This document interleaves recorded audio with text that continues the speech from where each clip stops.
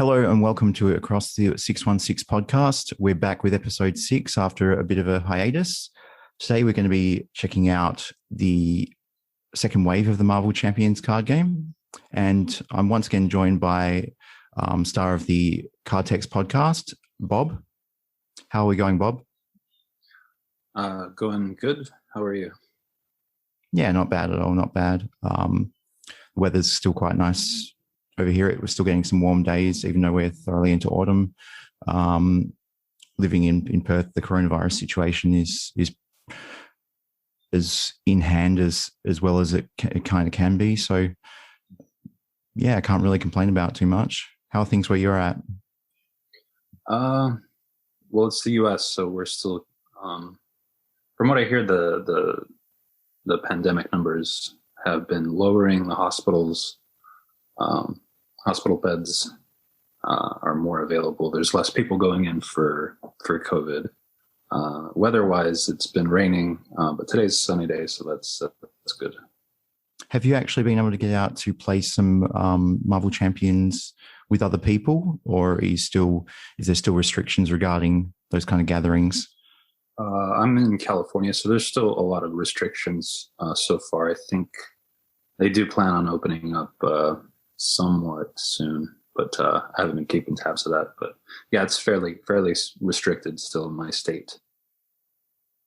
Are you lucky enough to have someone else in your household that plays Marvel Champions? Yes, I am. Awesome. Glad to hear it. I definitely need to make a better effort in the coming weeks to get in touch with the small handful of players who do play Marvel Champions in Perth and organise some multiplayer games. Hopefully now that we're kind of into the year and we're away from all the Christmas and New Year festivities, hopefully people's a bit more free. But yeah, just before we get into it quickly, are there any other games you're playing at the moment that you'd like to briefly tell us about? Any non-Marvel Champions games? Tabletop or otherwise? Well, mainly I just play Arkham, and then just Arkham and Marvel are the only two that I'm really playing a lot of. I haven't really dabbled into anything else, just mostly because it's can get expensive. I'm playing Lord of the Rings. I've got Lord of the Rings as the other FFG LCG that I play, and that game's in a bit of a different spot to Arkham and Marvel because it's essentially at the end of its life, or temporarily retired at least. Just tell us, for those interested, is Arkham having the same kind of scheduling delays and lack of promo distribution stuff that we're getting in Marvel Champions, or is it a bit smoother on that side of the fence? I think they had the same amount of delays. I know the most recent pack for the Innsmouth Conspiracy was delayed, from what I hear. As far as promos, I'm not someone that gets a lot of the promos, so I don't know if that had been delayed or if any of that stuff had been delayed, because I don't generally receive the promo products unless I actively go searching them out. Just for those listening, in case you aren't familiar with the situation, although we don't get a great amount of information on the business side of FFG coming out to the public, it seems like they have kind of been downscaling their staff and their workforce and their systems in regards to their product distribution and the organised play side of things. So it's kind of been frustrating at times. The organised play currently gets us some really, really lovely looking alternate art heroes and promo cards, but they can be hard to get because, and it's not exactly stores' fault. They're having a hard time as distributing as well due to the pandemic and a lot of in-person play events being cancelled. But they tend to just go up on eBay at the moment, which is a bit of a bummer. So today we've got the rather grandiose task of looking back at the sophomore wave of releases for the Marvel Champions card game. And we're just going to kick off with kind of talking about some quick thoughts about the wave as a whole.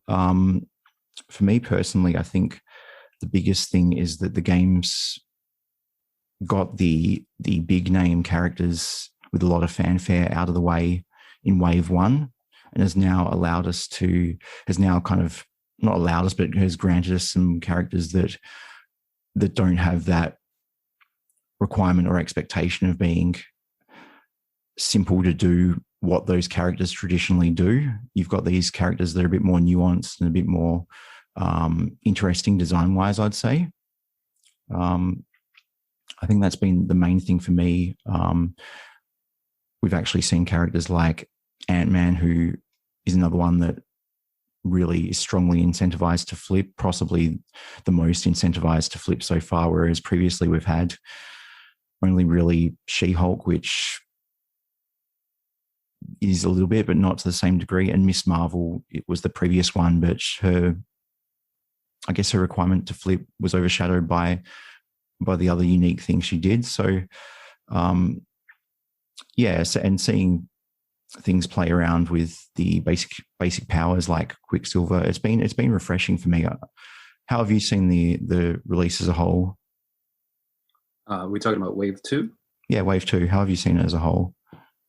I think I agree that they kind of stretched their legs a bit, because we saw a lot of, some changes like the 3-sided heroes, Ant-Man, the Wasp. We saw another take on the Mystic hero with Scarlet Witch. She's still Wave 2, right? Yes. Yep.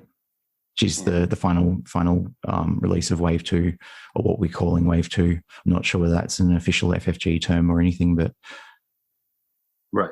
And I think the other thing we saw was with Hawkeye, we saw kind of our first look at a hero that was like kind of a glass cannon. There's 9 HP, but it's got pretty good damage output.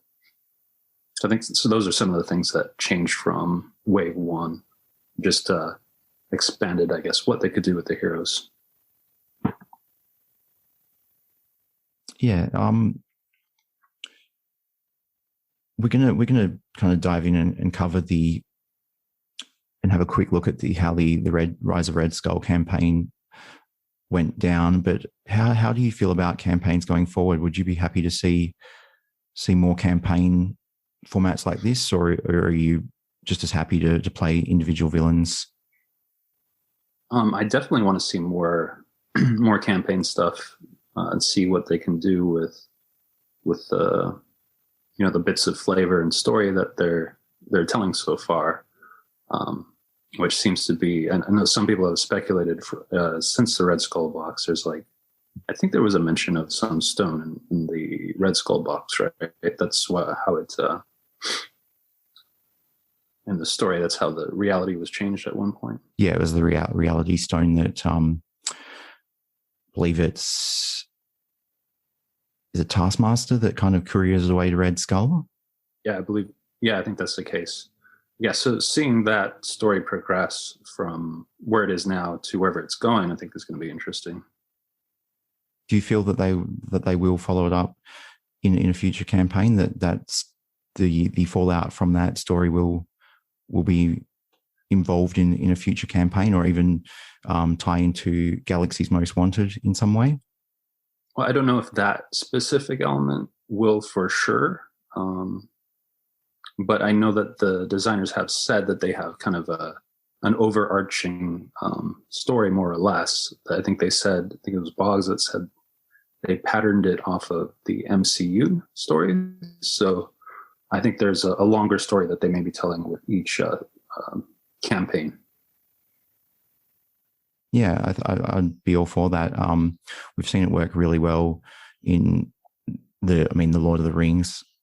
Obviously, that being a bit different because it has quite a long source to be able to tell the story from. But yeah, I'd be happy to see this ongoing battle for the fate of the universe. Definitely. Well, since we're kind of already there, we might as well just dive into. We're going to do the villains first, but we're going to start off with the Rise of Red Skull campaign. So for me, it felt like a very good start, a very good building block. There were definitely some highlights from it and some lowlights. For me, I think I think a lot of the players have felt the same, that the low HP pools on some of especially the earlier, the first 3 villains in the run, meant that you weren't really seeing much of their flavor, because some of the hero card pools involve just an event that does 8 damage, and for some of the, even on expert, for some of the villains, that's half their HP. So you weren't really incentivized to keep them around, or you weren't really forced to keep them around for any long period of time. Were there any other kind of low lights or areas where you felt it could be better? Yeah, I think there was maybe. Hopefully, this turns into what's the word, derogatory. But I think there was a little too much hand holding in terms of like the upgrades, which gave you extra health, a health buff. I think that was probably not as necessary. So I think you'd be fine without any of those upgrades that buffed your health. I think it was probably more helpful in expert mode, and I think standard mode still gives you a buff as well, if I remember correctly. I think something that in particular probably didn't need to be in the scenario. I think I liked the other upgrades, which were just they seemed to be designed for each aspect. Like there was one that helped out protection, there was one that helped out the more aggressive players, etc. I thought those were fun, but the health buffs were probably not something that needed to be in the game. Yeah, I think another thing that could have been done, or a way that could have been fixed, is if the buffs were there. You got the buffs for the first 3 villains, because there was the improved thwart condition that basically gave you +1 thwart and allowed you to draw a card each time, or once per. I forget whether it was an exhaust, but it basically allowed you to draw a card upon defeating a side scheme. And then it made it that for most characters there wasn't really a choice, because you're going into Red Skull, who had a big side scheme theme, and the thwart was just pretty much spot on the best one to pick every time, regardless of what your character was actually trying to do. The fact that it led into that, because you're only seeing that improved condition for, I think it's like only for Red Skull, but you're only seeing that, and it felt like less of a choice, because you had one that was just so much better than the others situationally. But yeah, definitely the health buffs were particularly unfair, especially for the heroes that already had a reasonable health pool anyway, and it just meant that suddenly having a guy like Hawkeye or Black Widow from 9 up to 11, and then maybe getting an endurance in play and taking those to 14 or 15, you're not really seeing what should be the downside of playing those heroes. Those supplementary cards are where they're going to get better in terms of balancing and creating an enjoyable campaign experience in future. I also think, yeah, as someone who plays primarily solo, I know I'm complaining about the HP pools, and it's super relevant to a solo playthrough.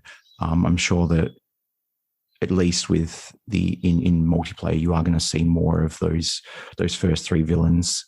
So you get a bit more of a feel of what they do and their actual flavor.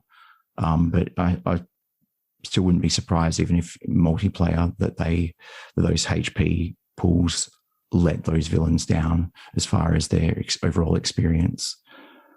Getting onto the good side of things, I think the 2 end villains were big wins to my mind, because I was about to say Krang, but it's not. Zola Zola and Red Skull make for great individual playthroughs. And the thing I like about those campaigns, those scenarios specifically, is that they are very scalable difficulty wise. You can add more if you're adding in modular sets that do have some tricky attachments or do have some sticky minions.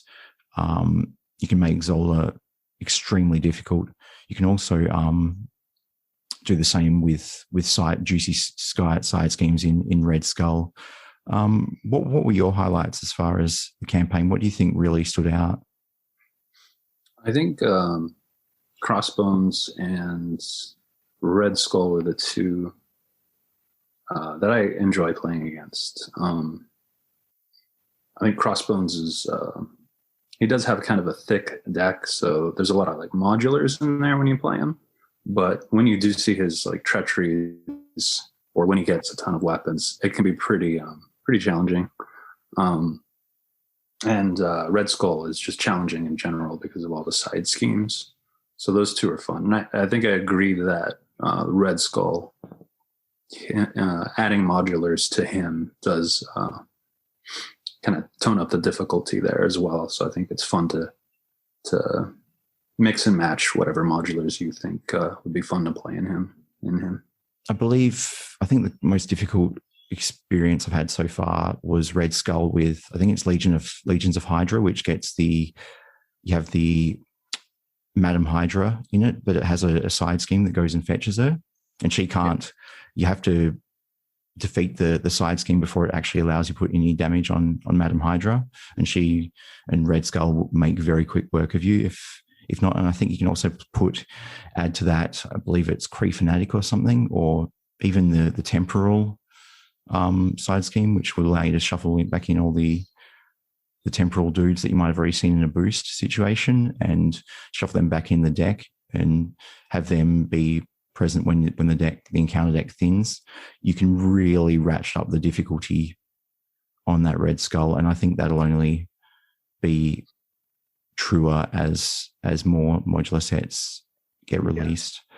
Touching again on Crossbones, if you had the ability to design him now not from scratch, but if you had the ability to tweak him right now, what do you feel his ideal HP pool should be across stage 2 and 3? Oh gosh, I'd have to remember what is stage 2 and 3 are right now.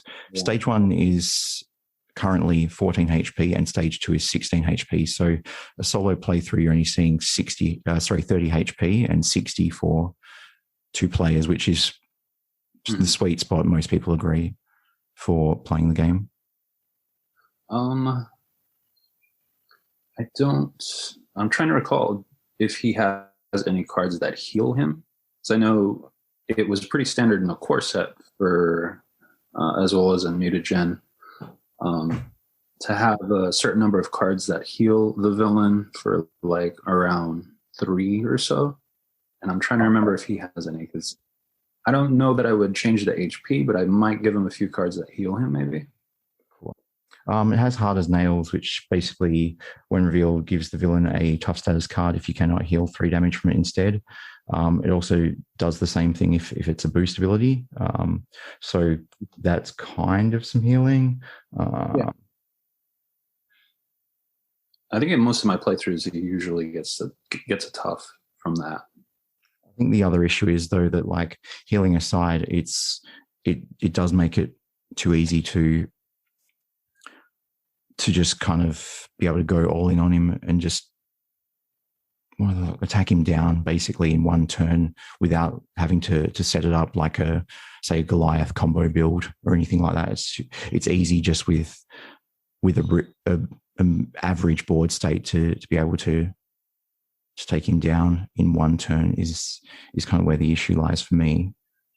Yeah, I think Marvel does have this. I don't want to say design, but kind of a recurring issue with when your hero is pretty built up, you can pretty easily deal a lot of damage, and it's usually like the stage 1 or stage 2, depending on who you're on. If you build up during that stage, by the time stage 3 comes, it can be inconsequential because you're so built up, you can deal so much damage. And I think I don't know if you want to leave this for Kang, but that's where I think Kang shines a little bit. Yeah,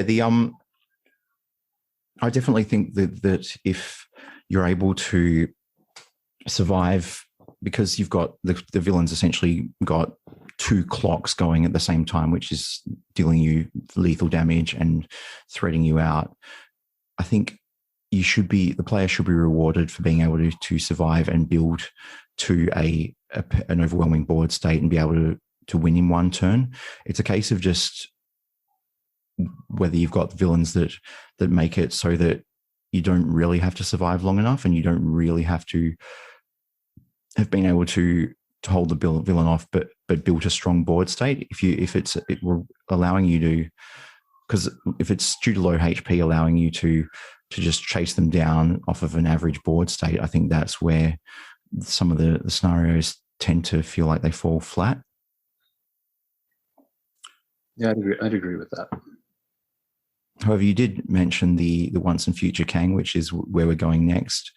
Actually, sorry, just before we do, if you were to give Rise of Red Skull campaign a rating out of 10, from 1 to 10, what do you think that's going to be getting from you? Like an overall rating? Yeah, just for the campaign experience itself. I'm talking, not the hero boxes. It's a campaign experience. I think I'd give it a solid 8.5, but I'm kind of hard to please. So. Oh, okay. Well, because I had it probably like a 6.5 or a 6. I think that there's a lot there to take away. I think that they are going to get better at building campaigns for this game. And although the experience from FFG's other games that have a campaign in nature, such as Lord of the Rings, is going to carry over, I think this game is different enough that there's going to be a learning process. And I appreciate that. And I hope that 6.5 doesn't come off too harsh, but I just think that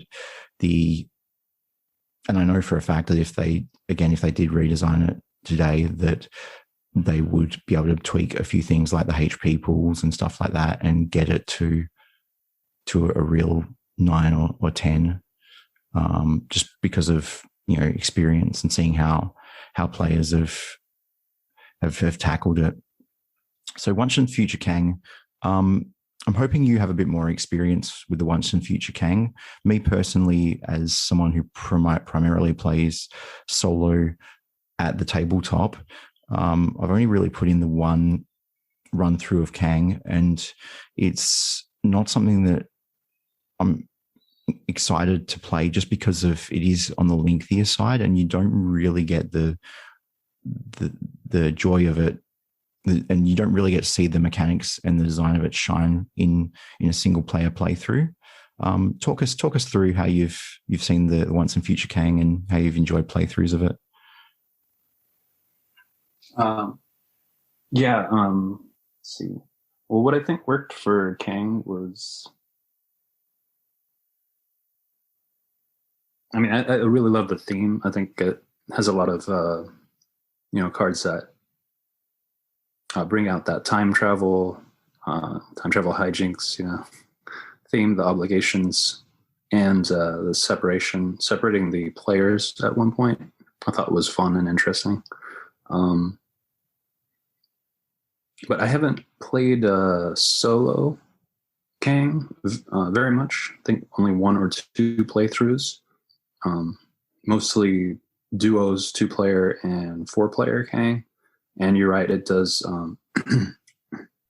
Kang does take a while to complete, and it's funny because it contrasts with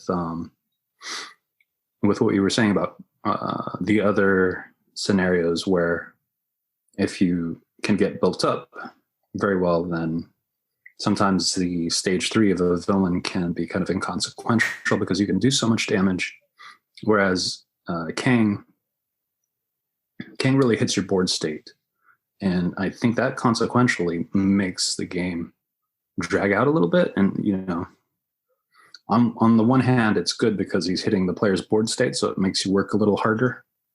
On the other hand, it takes a little longer.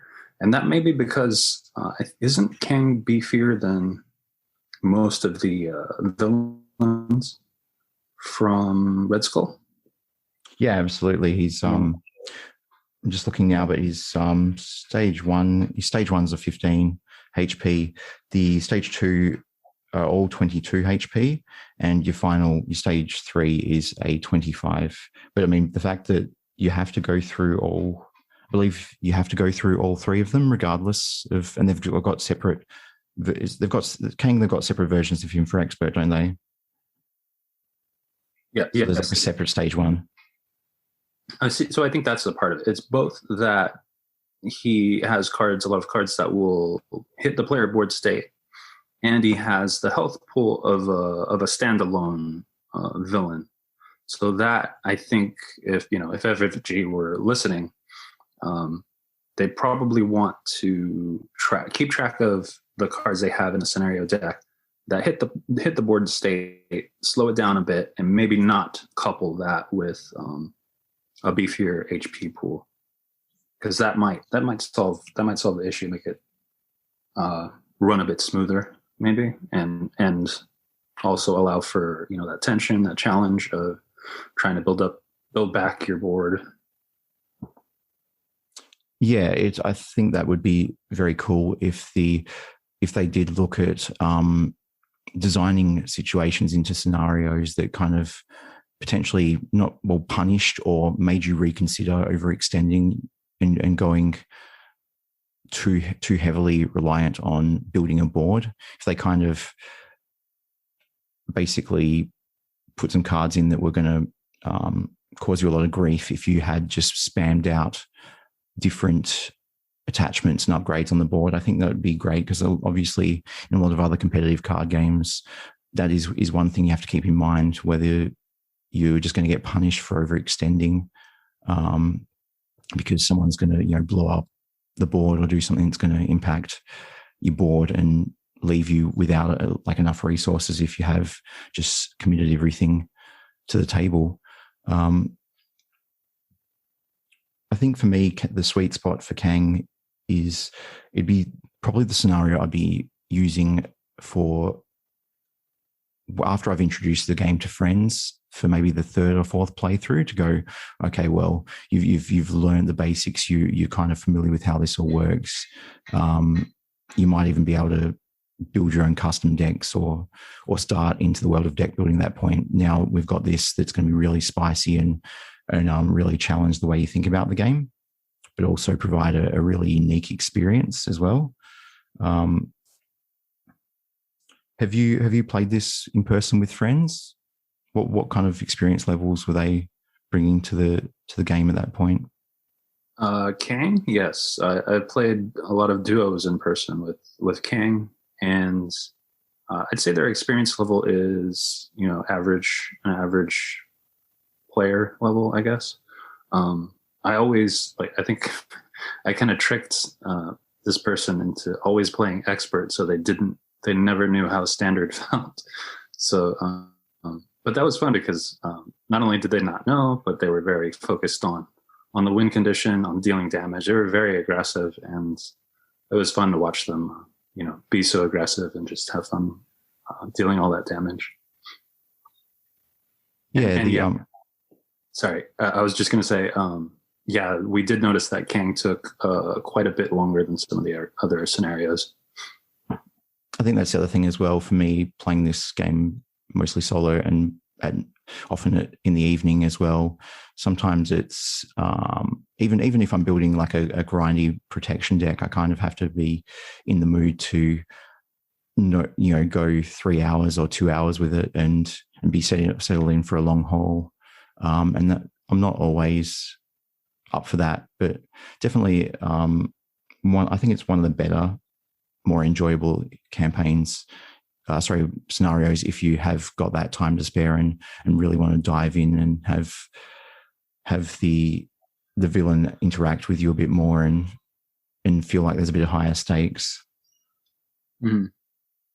And I think that this is a really probably one of the better examples so far across the entirety of the game where they've merged the thematic element and the design mechanics really, really well. The fact that, you know, the heroes get scattered throughout time, and that's represented by them existing in their own parallel time frame,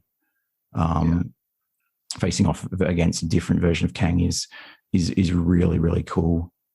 And I'm not someone who always kind of buzzes off the thematic side of things. I tend to be more of a trading card game player in mentality and want to be competitive and solving puzzles thrown at me by the game. But yeah, that is one where it is quite exciting, not knowing what stage 2 you're going to end up with and where you're going to end up in time. What kind of rating would you be giving Kang overall as a scenario? Kang? I'd say, keeping in mind what I think the designers had as an end goal, I think it would be a 9. I think they raised the difficulty. I think they added a lot of new stuff that was interesting. So yeah, I'd say 9. I think an 8 or a 9 is probably where Kang sits. The other thing we didn't touch on, though, that kind of adds to that ranking and that rating out of 10 is the fact that we got some pretty good modulars in there. You know, there's one that involves dinosaurs, so that's immediately a pass mark. Forget everything else. Just, you know, dinosaurs, tick. That's a win in my book. And the Anachronauts. Have you put the Anachronauts into many other scenarios yet and seen them in action? Yes, I love the Anachronauts. So that modular, I think alone is worth it for the purchase, just because it's a 9-card set. I think this is the first time we've seen a 9-card set for a modular, and it's tough. It makes whatever scenario you put it into more of a challenge, like palpably, and it's just it really adds a lot to whatever scenario you put it in. So I definitely recommend trying it in whatever scenario, even Rhino. It makes it more interesting. So I think it's a great modular. Also, the beauty of that is that modular set, regardless of your player count, whether it's 1 or 100, you're going to see a lot of action from that, just because you first of all got the boost effects of the temporal elite minions. You've also got the Anachronaut side scheme, which then go, well, remember these guys that you've already dealt with or already been hampered by via boost effects. They're going back into the deck, and then the other 2 cards, Kang's Chosen, gets you a discard effect from the encounter deck until you actually go get a temporal minion. So the deck, there's no way that isn't interacting with you. Some modular sets barely flavor the scenario, but that is insisting upon, you know, you're going to be dealing with this stuff regardless, which is really, really cool. And it stands out for me as a solo player because, again, it's making things tougher regardless of how much the encounter deck I actually see. The other modular in that one is the Master of Time modular, and I'm not even sure I've used that. Yeah, I haven't used it a lot at all either. Okay, that's one that I have not used at all. Every other modular I've tried at least a couple of times. That's odd. I'm going to have to get around to doing that. Guess what I'm doing this evening? I'm going to be putting that in and seeing what that does. Feels like just having a quick look at it as a whole. you've got a couple of Fear of Kang, which basically are obligations that you cannot attack Kang. So there's a Kang minion in there as well. So I think that's possibly one that's not going to be too fantastic. I think it really does want to be involved with the actual once and future Kang scenario. But it'd be interesting to see if you've got one like if you're putting it in with another modular, say like Legion of Masters of Evil, or Masters of Evil, that one, where you've got a lot of effects that are kind of flipping cards off the top until you find a minion. The Fear of Kang could be really challenging and provide a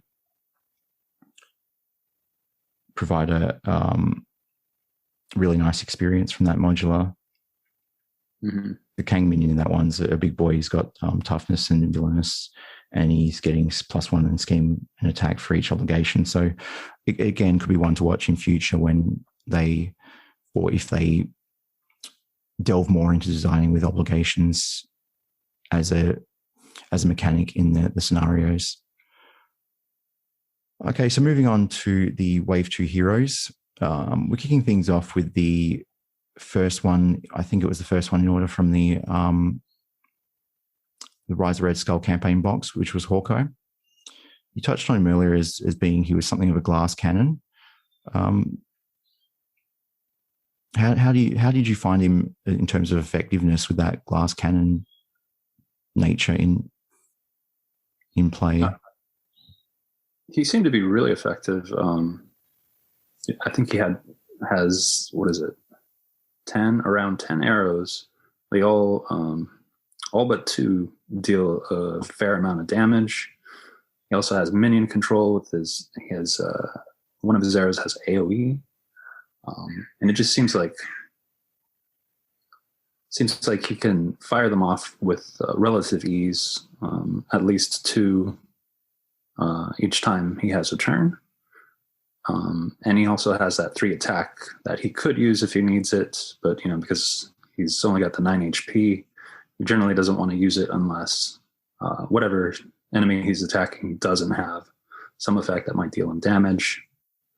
And I think it works pretty well. I love the fact that he does have the high damage, and his ally is like tailor-made for him, keeps him safe. Very, very useful while you have while you're firing your arrows with your expert marksman.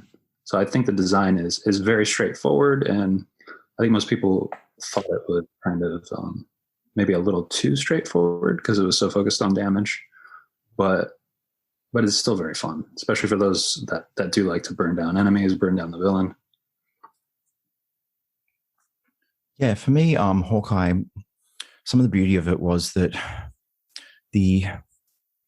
its specific traits, like as you mentioned, the fact that the game plan is quite linear, and the fact that he has a lower HP ties in beautifully to the overall thematic state of the Hawkeye hero. The fact that he is a human that is just a very, very extremely talented archer, and he's not enhanced or drugged or powered or any way. He's just a human in Olympic athlete level fitness, but has this savant level skills in this one particular thing.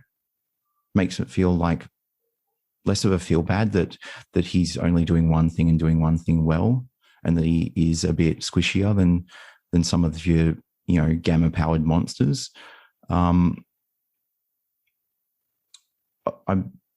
Hawkeye is someone I really need to revisit and kind of re-explore the design of it. Another thing I do like about it is the fact that it's a very good place for seeing the strengths and weaknesses of the specific aspects, because he's doing his one thing specifically relevant to his hero kit. The aspect you're putting in is you're really banking on the strength of that aspect. It's not a light addition. You're picking an aspect for him to fill a role and to get what that aspect is bringing to the table, because you don't really see that super duper supplemented in any specific way too heavily. So I think he might end up being a good place to try out some of the aspect cards that maybe we're not sure are good yet, or that we want to try using for the first time, maybe in that regard. Are there any other aspects of Hawkeye's overall design that you think were worth mentioning here? Let's see. I think it was a nice change to see his nemesis set, the side scheme that kind of stole your ally from you. I think that was a nice mechanically it was a nice change. Absolutely. In terms of balance and power level, how do you feel he ties in? Do you think he's one of the stronger heroes or one of the weaker heroes? Stronger or weaker?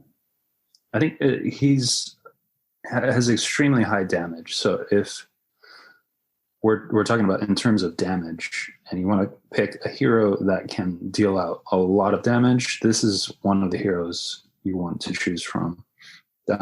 I'd say he's still lower on the bar than somebody like Captain Marvel, who's got those very powerful energy channels that just sit there and wait until you fill them up and then deal all that damage. So he's a little more involved, and I'd say a lot more fun because of it. But yeah, he's the higher end on the damage level for sure. Yeah, in that regard, I think you do get less out of him from playing him with aggression, in terms of if you're going for an overall balance to take on a wide variety of schemes. Aggression might be one of his better aspects if you're playing with a multiplayer environment in mind, whereas and you're having the other players look to you to kind of make the pace and be the one chipping away at the villain's HP. For me, Hawkeye definitely sits pretty much, I think, in the middle power wise. Again, he's got some of those arrows with the stun and confuse effects.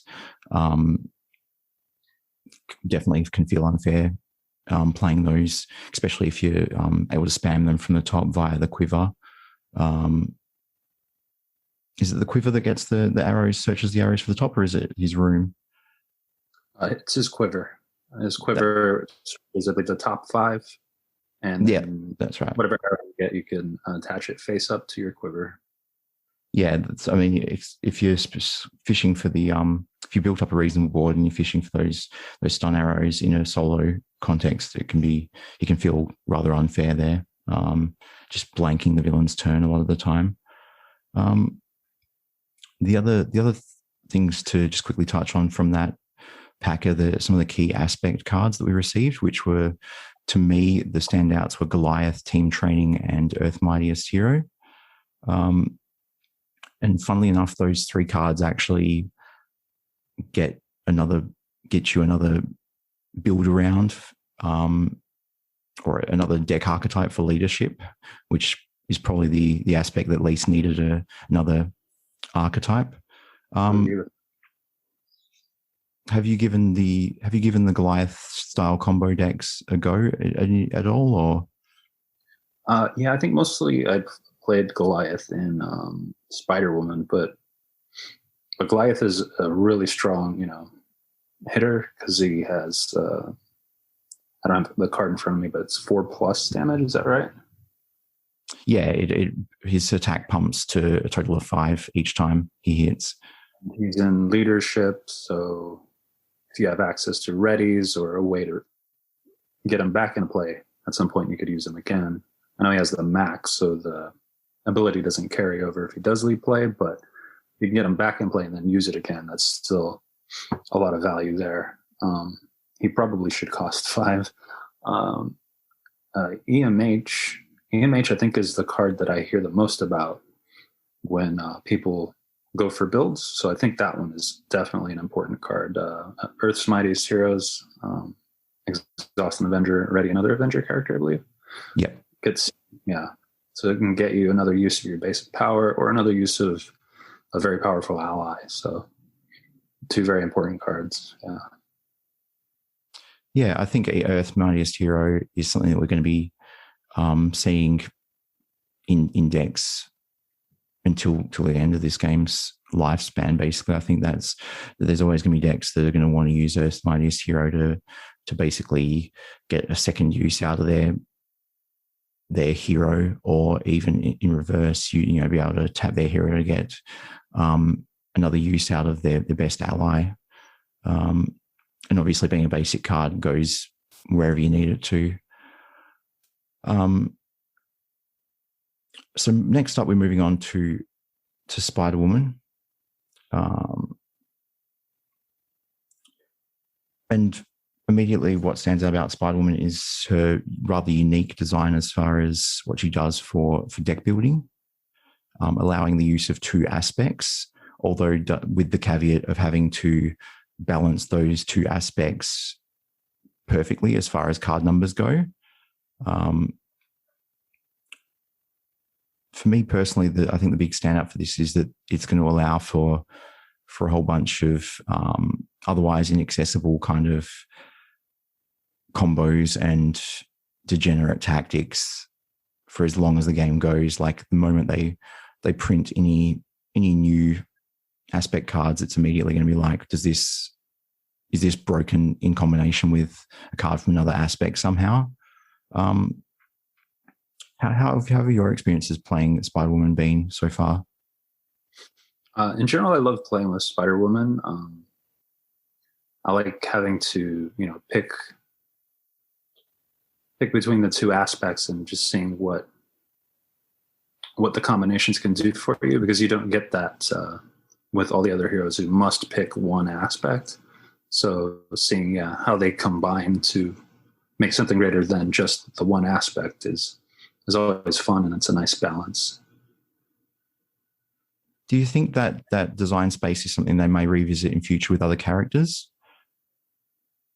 I would guess so, yeah. I think her design is, the deck building is pretty broad though, right? It's like any 2. So I don't know, I'm trying to think of what other permutations they could make of that. They have aspects, so maybe thwarts or attacks, or cards with specific traits or like do specific actions. Maybe they have kind of. I mean, I asked that question, and it just occurred to me then that they actually have kind of already revisited that design space, and I'm not going to mention anything because obviously I'm sure some of the listeners will be wanting to avoid spoilers, and I'm sure a lot of the listener base would also know what I'm talking about in the Galaxy's Most Wanted cycle, that we're going to be seeing that again, but not quite to the same degree. I mean, I guess another way they could potentially take that is by having heroes that allow you to use any one aspect or 2 aspects, but lock you to specific aspects. So this, you can include cards in this deck from one aspect or from leadership and protection or something like that, where it's thematically appropriate. But I'm not sure off the top of my head if there's any heroes that canonically would make sense to lock into having dual aspects in 2 specific aspects. I think a lot of people were a bit underwhelmed by the thematic side of SpiderWoman. For me, the having the 2 aspects tied into her history as a double agent, and I kind of appreciated that. I also think that the fun of it for me was finding combos which were a little bit absurd or allowed for stuff you couldn't otherwise do, like building the deck in leadership and protection to be able to stack a bunch of HP buffs and upgrades onto Captain Marvel and a whole bunch of readies, and use protections, healing to be able to make her a bit of an engine, drawing 2 or 3 cards every round and just being able to heal her off and basically have her act as like a Voltron. There was also the combination of Rapid Response and Agent Coulson from Leadership and Justice that allowed you to basically have an ally to chump block every turn, which is really, really super cheesy in solo play, probably not so much in multiplayer. Do you think that this design opens up those kind of problems where you've got where it's promoting tactics that don't really keep in the spirit of the game? They're not really balanced or not really fair? I don't think I'd consider either of those to be not in the spirit of the game, especially if you just look at the overall power level of allies to begin with. So I'd say it's within the spirit of the game. And I don't think it's necessarily broken, by itself. I think it's very, very powerful, especially using her ally Captain Marvel, doing the Voltron deck with her, I think is probably the most powerful way to play her. But it does take a lot to invest in that one ally. Once you're there, it does become, pretty powerful, but you do have to spend time building her up to get there. And Coulson, I think is a strategy I see a lot less of. I think it's fun, but that's probably more around the power level it should be. Whereas Captain Marvel is probably a little too good because, she draws you a card, and card drawing is always very powerful in a card game. Absolutely. The talking about the balance and power level, I think that it's hard to put a gauge on her by herself. The balance and power level is always going to come down to how degenerate your interactions between cards from separate aspects are going to be.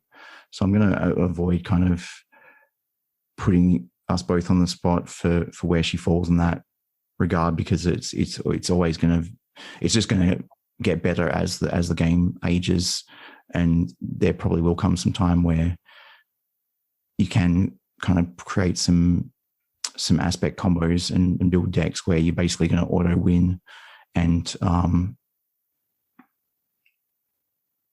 they're not going to, their decks, they're going to be unfun to play, and you're probably going to shelve them. You're going to play with them once to see that they work and kind of shelve them. So I think she's going to be all over the map as far as her balance and power level. I mean, even just chucking in some lesser used cards to see whether they have a memey interaction with some other lesser used cards, you can play her at a really low level and maybe get some fun out of her. Her key aspect cards, we see appropriately enough Spider-Girl, Press the Advantage, Skilled Investigator, and Clear the Area. And that's because she comes pre-built with the aggression and justice aspect. Of those four, which do you feel is the best of them? Which do you feel is the most impactful? I'd say Clear the Area is probably the one that people are drawn to the most. It's simple. It has a nice effect. I mean, draws you a card, so that's always good, as we said earlier. The other cards, I mean, I really love Skilled Investigator, but I think right now it doesn't have enough. Justice doesn't have enough cards to really make that card pop. It's still useful. I still love to play it, but probably needs a little bit more. Spider-Girl, when that card first came out with the Red Skull, I think she was very, very niche. But now with a few couple other heroes down the line, I think she's a bit more useful, especially coupled with Press the Advantage. So I think her, Spider-Girl, and Press the Advantage definitely combo and can combo with heroes that do like or can stun and confuse. Yeah, I'm a fan of Skilled Investigator. I mean, even just as being I play it in every Justice deck and against every scenario, just because it's a 0 upgrade, you can kind of drop on the board and you're essentially down to 39 cards immediately in each cycle. And the fact that it's it's a 1 card investment, i.e. itself, and that you can then just, even if you get 2 cards out of it over the course of a game, it feels like a win. Or even just if you get hit by Master Plan and you're forced to discard a support or an upgrade, you can just scrap that without feeling too bad about it. And Spider-Girl, yeah, absolutely. At the time of her release, she felt a bit underwhelming. I think where she's begun to shine is now that we've seen some more aggression allies that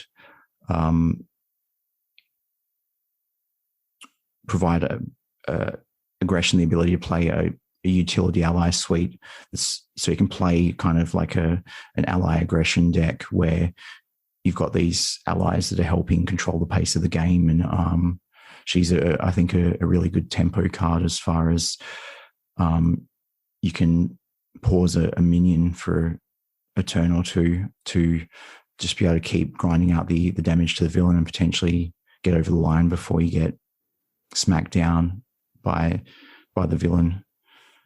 So it helps you kind of stay on top as far as winning the race goes. So she's great. Yeah, I really like Spider-Woman just because of seeing how the cards from different aspects interact. I think that, and I applaud the designers for it, even though it does now cause an issue for them where they have to maybe consider how cards interact to make sure that there aren't going to be any 2-card combos from different aspects that create a nasty situation rules-wise, or essentially break the game or make the game less fun. So kind of potentially keeps them a bit more on their toes. But yeah, I was very happy with the heroes we got out of the Rise of Red Skull campaign box, and it's probably worth the purchase price for just the 2 heroes and the Zola and Red Skull. Even if they didn't do the first 3 villains, I'd still feel pretty comfortable in that purchase. So if you are listening and haven't picked up too much extra product after the core set, the Rise of Red Skull campaign is an automatic recommendation, just because it is pretty much the best value for the dollar that we've seen so far from any releases.